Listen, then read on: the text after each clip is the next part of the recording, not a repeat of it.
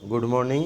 आज के हम वीडियो लेक्चर में संघ मोलस्का में टॉर्सन इन गैस्ट्रोपोडा, जो मोलस्का फाइलम है उसकी जो गैस्ट्रोपोडा क्लास है उसके अंतर्गत गैस्ट्रोपोडा क्लास में टॉर्सन की प्रक्रिया किस प्रकार से होती है, यानी कि गैस्ट्रोपोडा में ऐंठन की प्रक्रिया किस प्रकार से होती है, उस प्रोसेस को आज हम समझेंगे।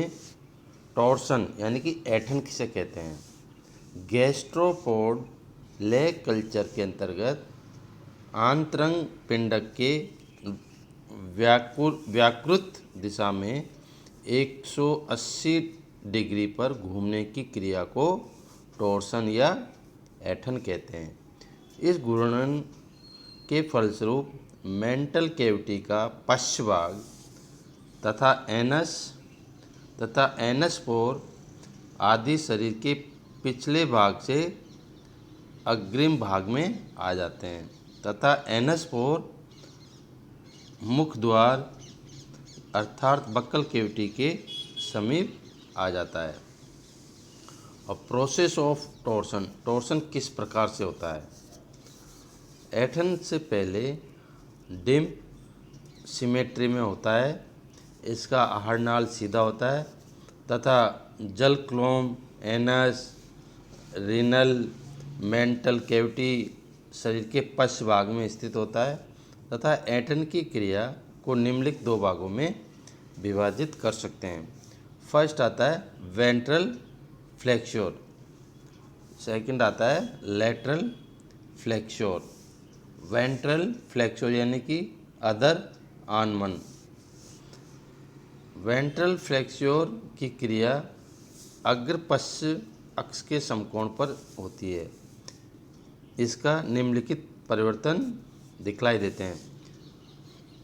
फर्स्ट आता है इसमें एलिमेंट्री कैनाल के दोनों सिरे एक दूसरे के समीप आ जाते हैं।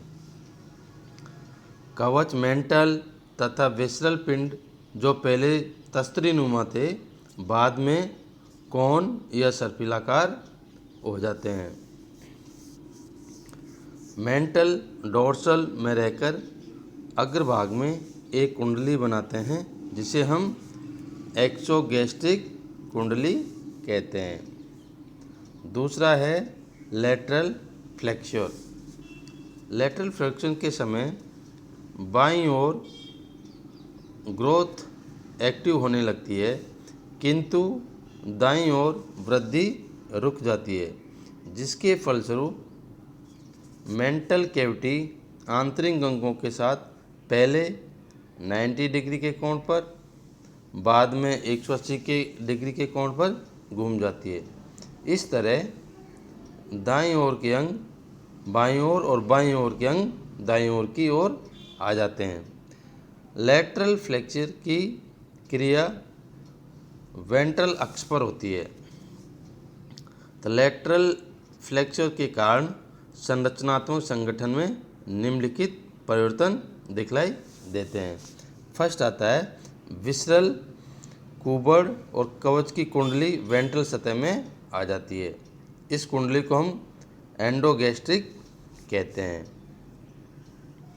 दूसरा आता है एनस अग्र सिरे पर आ जाती है और एलिमेंट्री कैनाल एक लूप की भांति हो जाती है। मेंटल कैविटी बॉडी के अग्रभाग पर चली जाती है और ठीक सिरे के पीछे खुलती है। जल क्लोम यानी गिल्स भी सामने की ओर आ जाते हैं तथा आलिंद और निलय के सामने स्थित हो जाते हैं। लैटरल विसरल संयोजी ऐंठन होकर 8 यानी 8 की आकृति ले लेता है। दाईं lateral visceral connective alimentary canal के ऊपर स्थित होती है तथा ये आंत्र तंत्रिका तंत्र बनाती है, यानी कि ये सेरिब्रल गैंग्लिया राइट है और ये पैलियल गैंग्लिया, इसको पैलियल गैंग्लिया भी हम कहते हैं। यानी कि ये पैलियल गैंग्लिया तंत्रिका तंत्र बनाती है। एनस दाईं ओर चली जाती है जिससे सामान्य सिमेट्री समाप्त हो जाती है। दाईं ओर जल किलोम आलिंद व वक्र जो पहले दाईं ओर थे अब पूर्ण रूप से विलुप्त हो जाते हैं।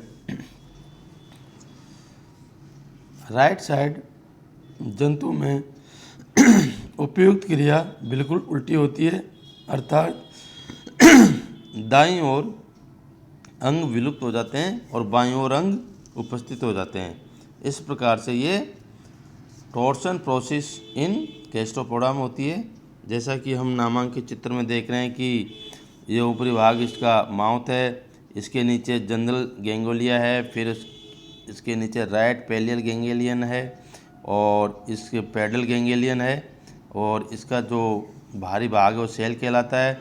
इसके नीचे ओरियल लेफ्ट गैंग्लियन है और नीचे एनस है। ये बिफोर टॉर्सन।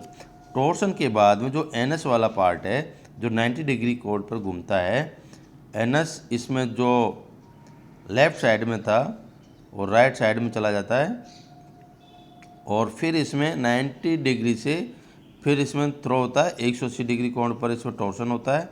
फिर टॉर्सन होने के बाद में 180 डिग्री कोण पर जो इसका एनस है और माउथ पार्ट है दोनों एक साथ आ जाते हैं। फिर इनमें टॉर्सन होने के बाद में देखने को मिलता है कि जो उसका भारी भाग है सेल है, एनस मेंटल कैविटी, एनस और मेंटल कैविटी दोनों एक साथ आ जाते हैं। फिर और मेंटल कैविटी इसकी आगे की ओर हो जाती है और एनस और सेल यानी कि मेंटल कैविटी और सेल एक दूसरे के नज़दीक आ जाते हैं। इस प्रकार से यह टॉर्सन की क्रिया होती है, 90 डिग्री से घूमकर 180 कोण पर घूम जाती है। इस प्रकार से ये गैस्ट्रोपोडा में टॉर्सन की प्रोसेस संपन्न होती है।